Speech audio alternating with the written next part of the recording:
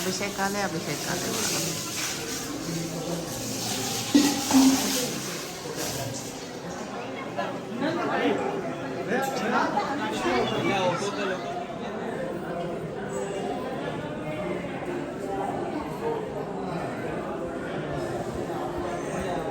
అభిషేకాలే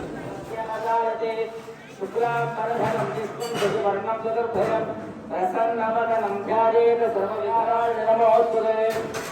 శ్రీలక్ష్మీనారాయణాభ్యాం నమః. ఉమామహేశ్వరాభ్యాం నమః. మరియు కాలభైరవునికి ఈ హోమ కార్యక్రమంలో అవకాశం 500 రూపాయలు చెల్లిస్తే మరి అందరికి అవకాశం కల్పించాలనే ఉద్దేశంతో దేవాలయం నుంచి నిర్వహించడం జరుగుతుంది. మరి ఇప్పటి వరకు ఈ కార్యక్రమం దిగ్విజయంగా సాగింది. మరి ఈ రోజు కూడా మరి ఈ కార్యక్రమంలో పాల్గొన్నటువంటి వారు సత్యనారాయణ వినోద శిరసాల,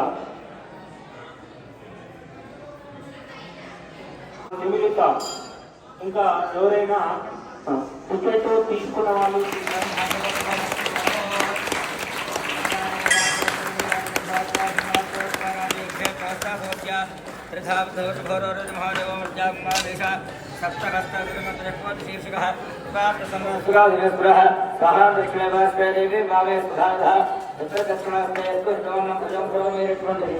పిల్లలకు మంచి చదువు బుద్ధి. ఎందుకంటే మీ పిల్లలందరినీ వేలకు వేలు లక్షల కోట్లు చదివిస్తూ ఉన్నారు హాస్టళ్లలో కాలేజీలలో. చదువు మాత్రమే వస్తున్నది కానీ సంస్కారం అనేటువంటిది రావడం లేదు ఏ పిల్లలకు కూడా. ఆ సంస్కారాన్ని ఇచ్చేటువంటి తల్లి ఎవరు? జ్ఞానప్రదాయ అయినటువంటి సరస్వతి. ఆ సరస్వతి అమ్మవారికి సంబంధించినటువంటి నక్షత్రం ఈ రోజు ఉన్నది. మూలా నక్షత్రముతో కూడుకొని, అలాగే వ్యాపారం చేసేటువంటి మగవాళ్ళకందరికీ మంచి వ్యాపారంలో వృద్ధి అనుగ్రహించేవాడు ఎవరయ్యా అంటే శని. గుర్తుపెట్టుకోండి, గురువు అంటూ ఉంటాను కానీ గురువు వ్యాపారం చేయడానికి ఒక త్రోవ చూపిస్తాడంటే, కానీ ఆ వ్యాపారంలో వృద్ధి చెందాలి, పైకి ఎదగాలి అంటే ఆ ఎదిగేటువంటి శక్తి ఇచ్చేవాడు శని మాత్రమే. కాబట్టి ఆ శనివారం అయింది ఈరోజు. అలాగే ఇంకొకటి అష్టమైనటువంటిది మనకున్నటువంటి కష్టాలన్నీ తొలగిపోవడానికి అష్టమి నాడు పెట్టడం జరిగింది హోమాన్ని. మరి వేరే తిథులలో చేయకూడదా కాలభైరవ హోమము? అష్టమి నాడు ఎందుకు పెట్టినారు అంటే మానవుడికి మాత్రమే కష్టములు ఉంటాయి, అన్ని పశుపక్షాదులకు కూడా కష్టములు ఉంటాయి. వాటికి తెలియపరిచేటువంటి సద్బుద్ధి లేదు. వాటికి మానవుడికి మాత్రమే అనుగ్రహించినాడు ఈశ్వరుడు తెలియపరిచేటువంటి జ్ఞానాన్ని.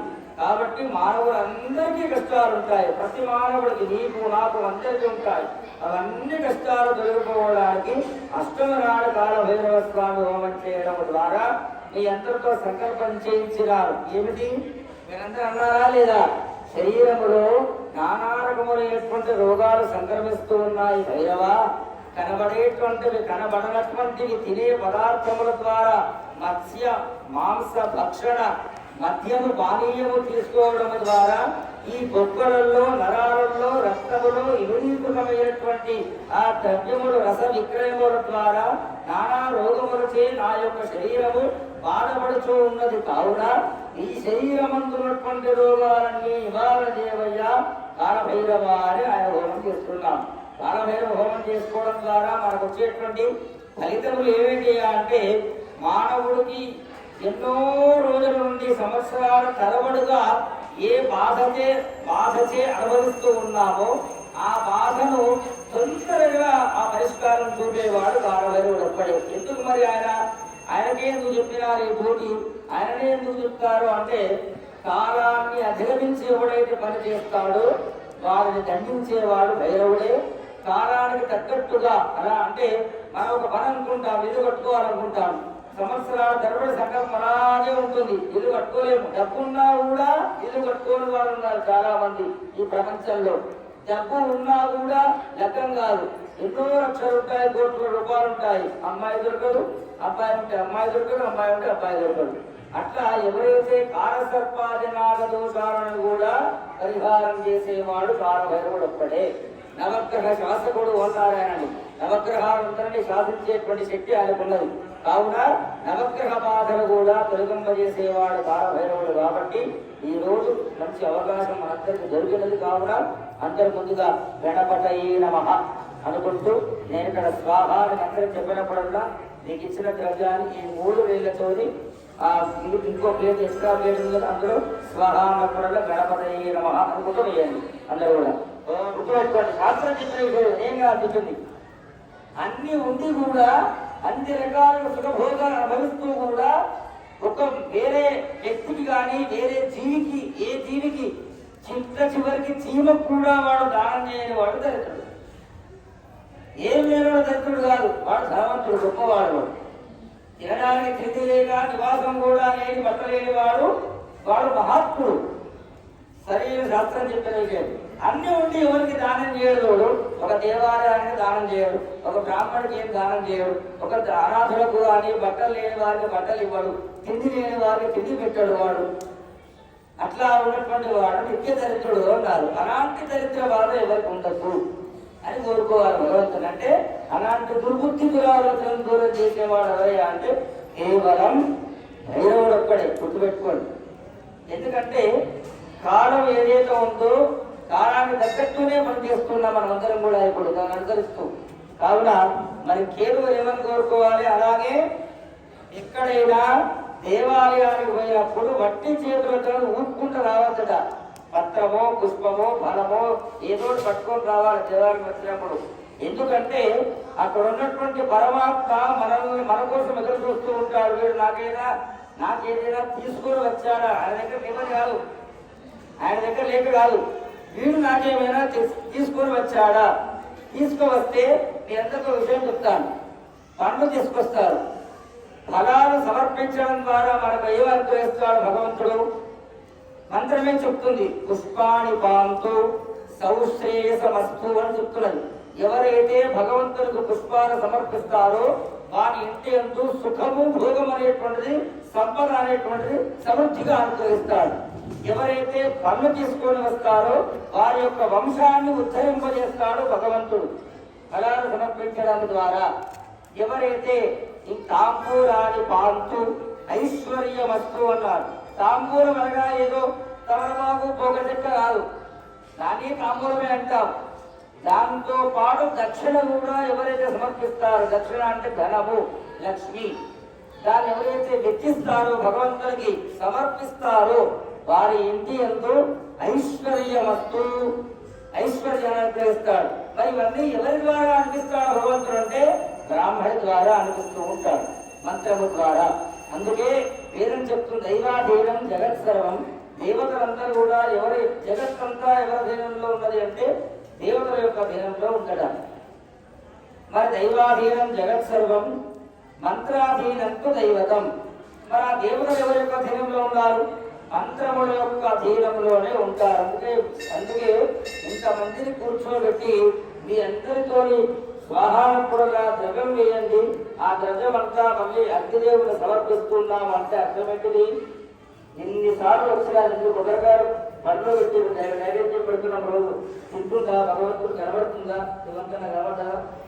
దైవస్వామి దండం బయట పెట్టి ఇట్లా విగ్రహం పెట్టి వచ్చి తిన్నాడు, ఎక్కడ కనబడదు కానీ తింటాం. కావపశ్యంతి గంటేనా అని చెప్తుంది సూత్రం. గోవులట వాసన ద్వారానే గ్రహిస్తారు ఎవరు వచ్చారు నా దగ్గరకని. అట్లా దేవతలు కూడా ధూపము ద్వారా గ్రహిస్తారు. మనం అగరబత్తులు ముట్టిస్తాం కదా, పూజలో ప్రధానమైనటువంటిది ధూపదీప నైవేద్యము అన్నారు. ఈ 3 ఖచ్చితంగా చేయాలి. అట్లా దేవతలు అక్కడ విగ్రహ రూపంలో ఉన్నటువంటి పరమాత్మ మనం పెట్టిన ద్రవ్యాన్ని వాసన రూపంలో గ్రహించి మరి నిర్ధారించబడింది నిజంగా తిన్నారు అని ఎప్పుడు యజ్ఞము ద్వారా నిర్ధారించబడింది. అందుకే యజ్ఞం చేయాలి. యజ్ఞం ఎందుకు చేయాలి అంటే ఇందు కొరకు చేయాలి. దేవతలు ప్రత్యక్షంగా అగ్నిదేవుడి యొక్క సహాయం ద్వారా మనకి ఇచ్చినటువంటి ద్రవ్యాలంతా వారు తింటారు అని నిర్ధారించబడింది. కావున మంచి జ్ఞానాన్ని మాకు మా పిల్లలకు అనుకరించవలసిన పెట్టుకోండి. కేతువుకు కేలవే నమః అనుకుంటూ వేయాలి.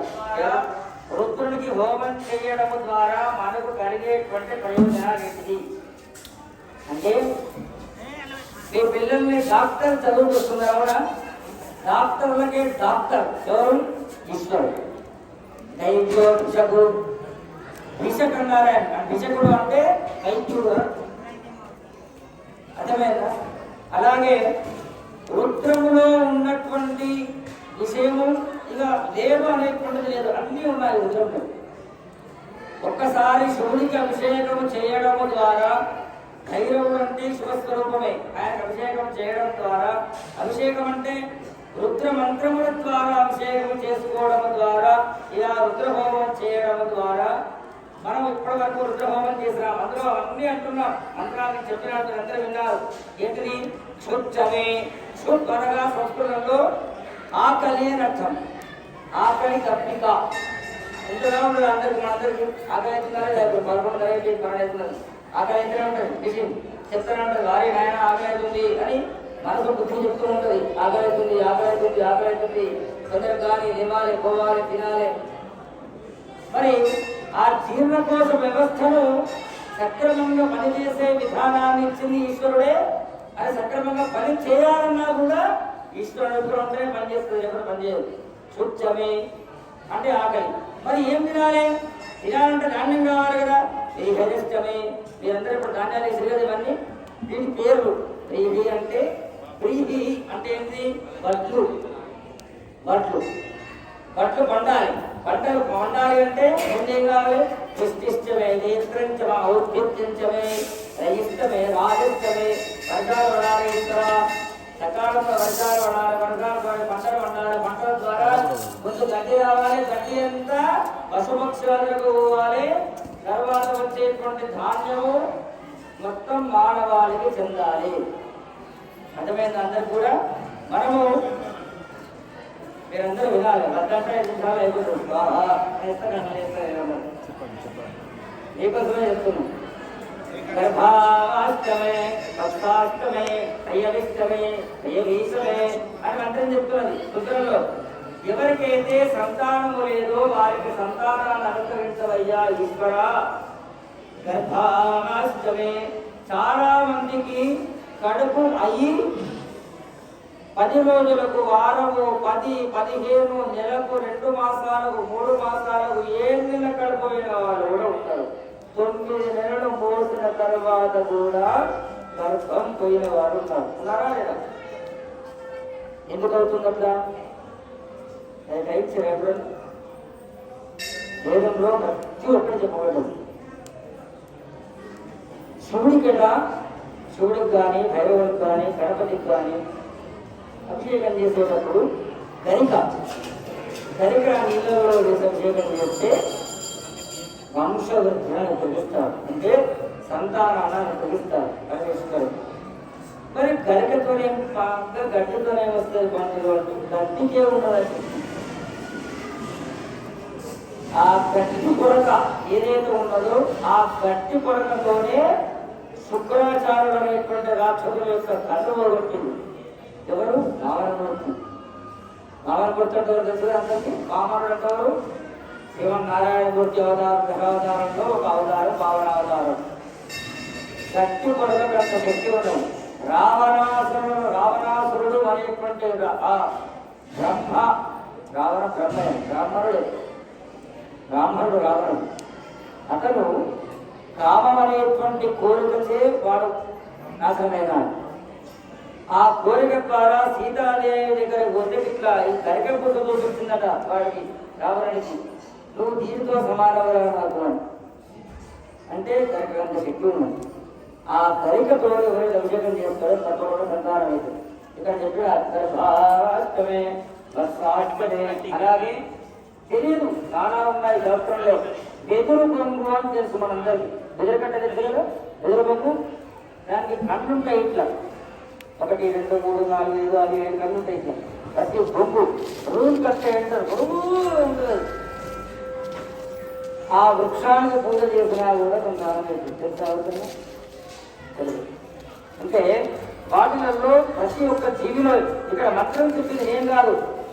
అంటే ప్రతి పంటలో నీవు ఉన్నావు, వృక్షంలో నీవు ఉన్నావు, రూపంలో నీవు ఉన్నావు, ఆ రూపాలలో ఉన్నాయన్నీ నాకు కావాలి. ఇక్కడ నమకం అనగా అంటే నమః అంటే నమస్కారము, ఈశ్వర నీకు నమస్కరిస్తున్నాను అని ముందు నమకం చెప్తాను. తర్వాత చమకం అని ఉంటుంది. నమక చమకాదులతో అభిషేకం చేస్తేనే రుద్రాభిషేకం అవుతుంది. చమకం అంటే చ మే, చ మే అని వస్తుంది ప్రతి మంత్రానికి. సం సమే మయ సమే అని వస్తుంటుంది ఇక్కడ. చ అంటే కూడా అర్థం. చ అంటే కూడా, మే అంటే నాకు. నీవు ఎన్ని రూపాల్లో ఉన్నావో అన్నీ నాకు అనుగ్రహించు. అర్థమైందా మీ అందరికీ? అంటే ప్రతి మనిషికి ప్రతి ఒక్క వస్తువుతో పని ఉంటుంది. కొబ్బరికాయతో పని ఉంటుంది, ఉంటుందా ఉండదా? కట్టెలతో పని ఉంటుంది, ఇటుకతో పని ఉంటుంది, మట్టితో పని ఉంటుంది, సీసంతో పని ఉంటుంది, బంగారంతో పని ఉంటుంది. అంటే ప్రతి ఒక్క వస్తువుతోని మానవుడికి ఉపయోగమే. అవన్నిట్లలో నీవు ఉన్నావు ఈశ్వర, అవన్నీ నాకు అనుగ్రహించు అని హోమం చేయడం జరిగింది. అంటే రుద్రాభిషేకం చేస్తే మనకేం ఫలితము? ఎన్ని జీవనంలో ఎన్ని పదార్థములలో ఉన్నటువంటి ఈశ్వరుడు ఉన్నాడో అవన్నీ మనకు సమృద్ధిగా అనుగ్రహిస్తాడు పరమేశ్వరుడు. శంకర భగవానికి ఇప్పుడు బాలభైరవ స్వామికి అందరూ నమస్కారం చేసుకోండి. అందరూ కూడా మన పిల్లలకందరూ చదువు రావాలా వద్దా? కావాలా? ఉద్యోగం కావాలా వద్దా?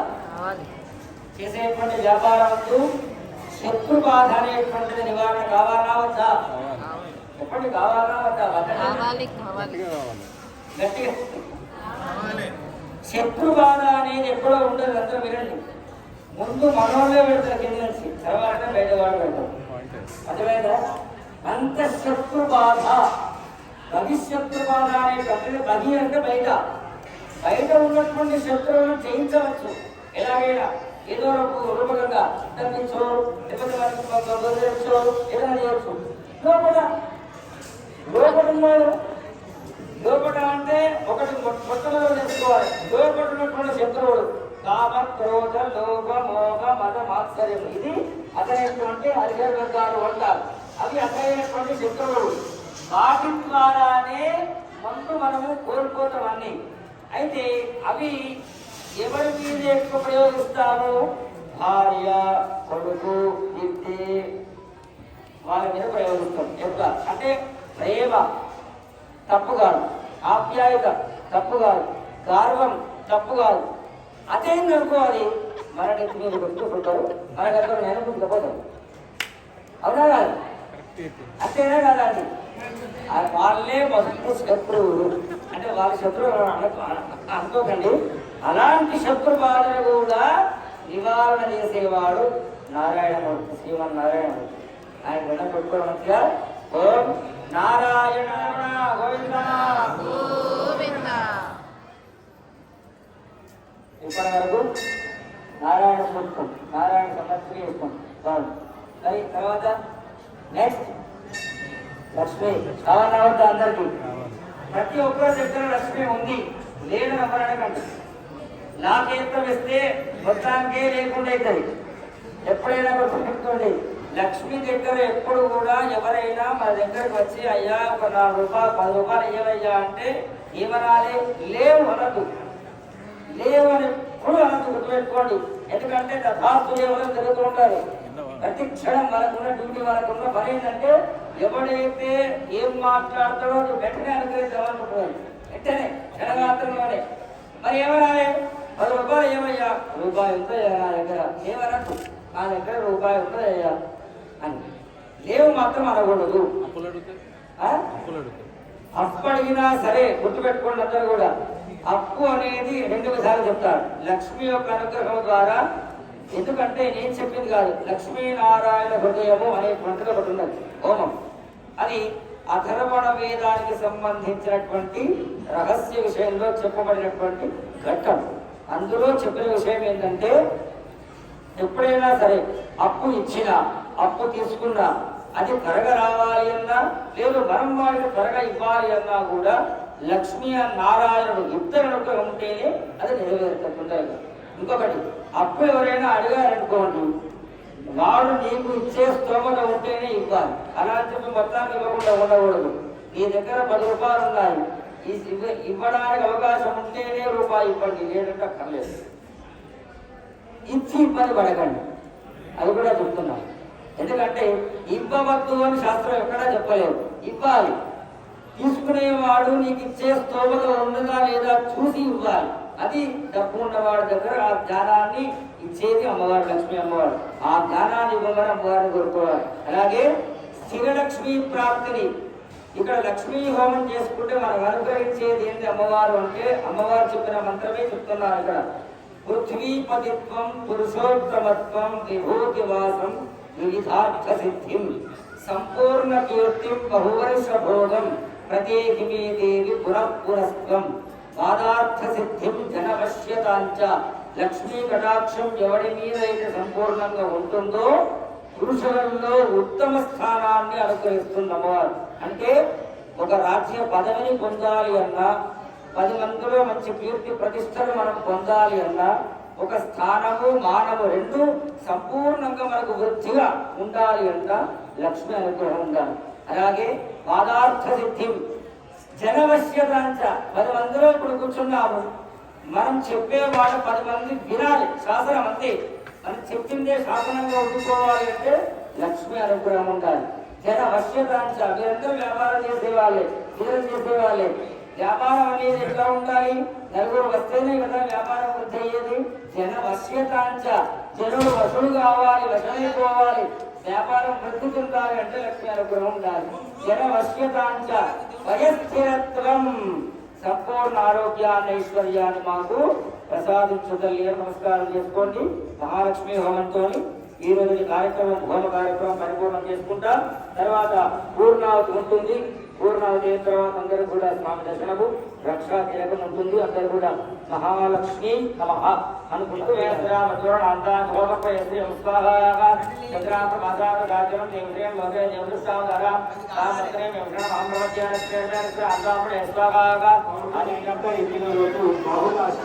ప్రతి నెలలో ఈ కార్యక్రమం కాలభైరవ హోమం నిర్వహించడం జరుగుతుంది. మరి మీరు ఇక్కడ అందుబాటులో ఉంటే మిమ్మల్ని కూర్చుని హోమం చేయబడుతుంది. దీని వారు 500 రూపాయలు చెల్లిస్తే మీ గోత్రనామాలతో ఇక్కడ కార్యక్రమం నిర్వహించడం జరుగుతుంది. మరి మీరు ఫోన్ ద్వారా అయినా కానీ ఇక్కడ కాంటాక్ట్ నెంబర్ తీసుకొని మీరు ఇక్కడ మరి ఈ హోమ కార్యక్రమంలో పాల్గొనవచ్చు. మీరు పాల్గొని నేను ఇతరులకు కూడా ఇట్టి అవకాశాన్ని మీరు రోజు చెప్తే వాళ్ళకు కూడా అవకాశం కల్పించిన వాళ్ళు అవుతారు. కాలభైరవ స్వామి వారి కృపకు పాత్రలు అవుతారు. మరి కొద్ది క్షణాల్లోనే ఈ కార్యక్రమము పూర్ణాహుతితో ముగించబడుతుంది. దయచేసి ఎవరు రావద్దు, ఇంకా వాళ్ళు అది మేము మొక్కలే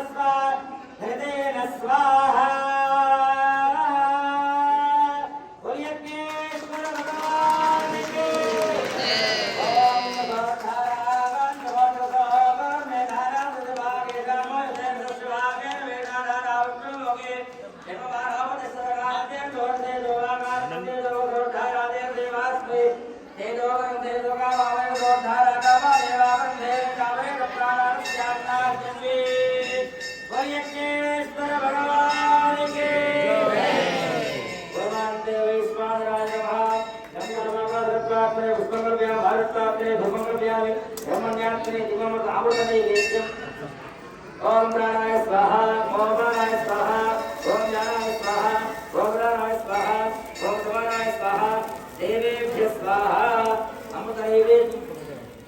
अमृतनैवेद्यं समर्पयामि, ताम्बूलदक्षिणां समर्पयामि, मङ्गलनीराजनदीपम्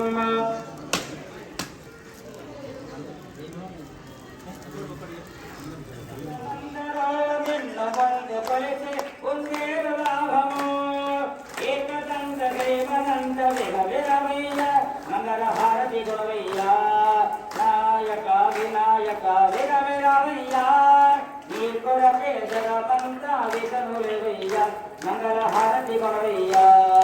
శివ పార్వతి తనయుడవు, దయగల హృదయుండవు, హరిహరాదు తెల్లవు, సింహముడవరు, ఆశత వల్లనే భక్తుల ప్రవగరవయ్యా, మంగళహారతి గురవయ్యా, నాయక వినాయక విరవిరవయ్యా, నీ కొరకే జగమంతా వికనులేవయ్యా, మంగళహారతి గురవయ్యా.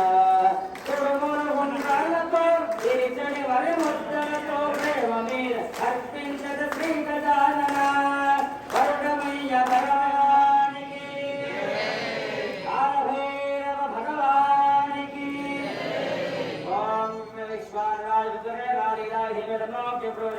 మంత్రపుష్పం సమర్పయామి.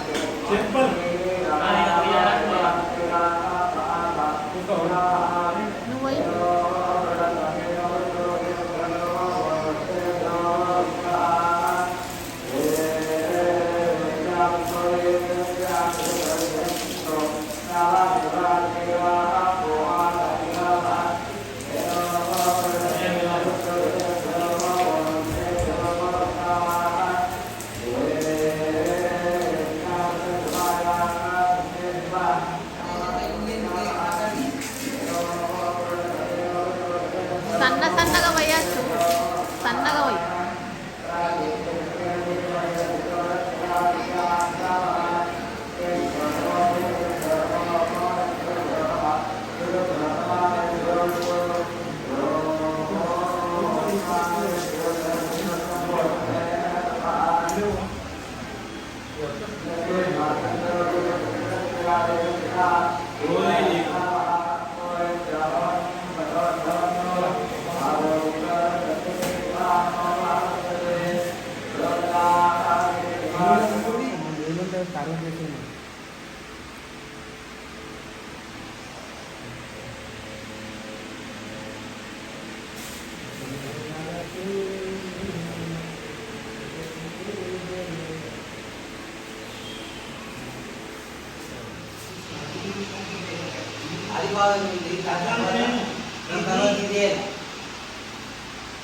ఇదేయా దీని తర్వాత మనకు వెళ్ళదే కొంచెం విడు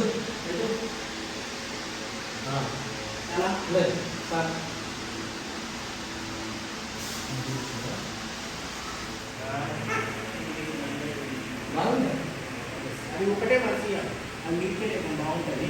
ఇదా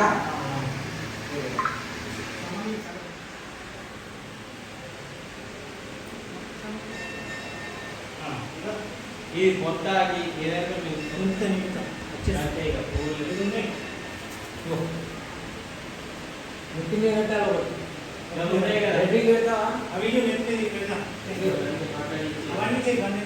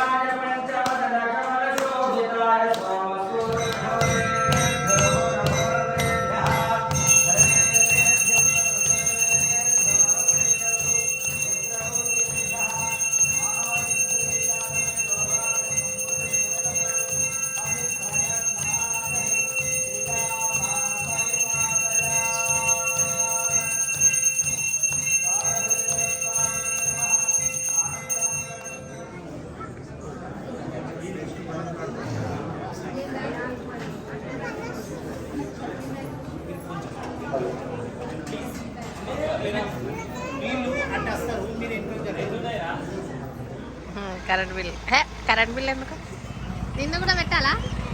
నీ పేరేంటి? నందన్. ఆ? నందన్. అందనా నాకు ఇష్టమైన పేరు.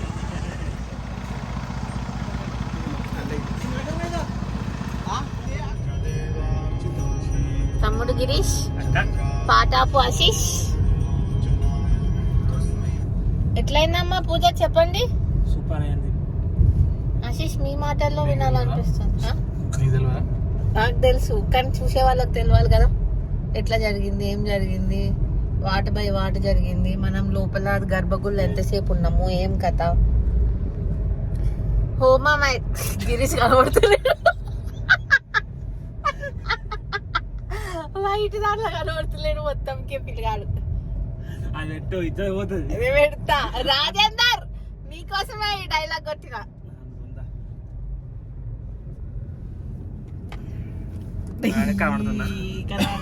చెప్పు గిరీష్, ఎట్లా అనిపించింది నీకు ఇవాళ హోమం? మంచిగా అనిపించింది. మంచిగా అనిపించింది కాదు, చాలా మంచిగా అనిపించింది. పాయింట్ టు పాయింట్ అయ్యగారు మంచిగా ఎక్స్ప్లెయిన్ చేసిండు. మళ్ళీ మేము అలంకరణ చేసినంత సేపు లోపలనే ఉన్నాం, డోర్ పెట్టినా కూడా. మీరేమని చెప్పాలనుకుంటున్నా?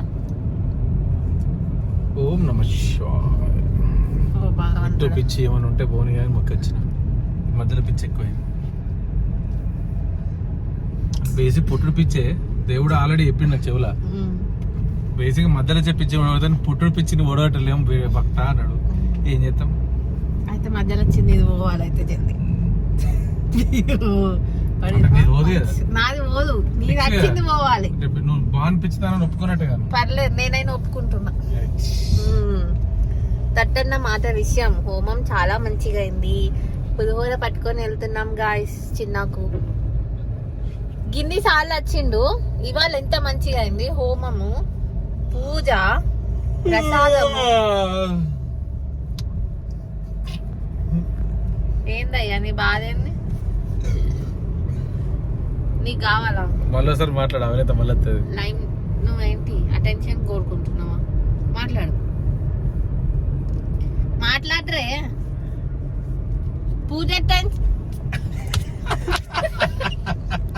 పూజ ఎట్లయింది చెప్పండి. పిచ్చి నాటకాలతో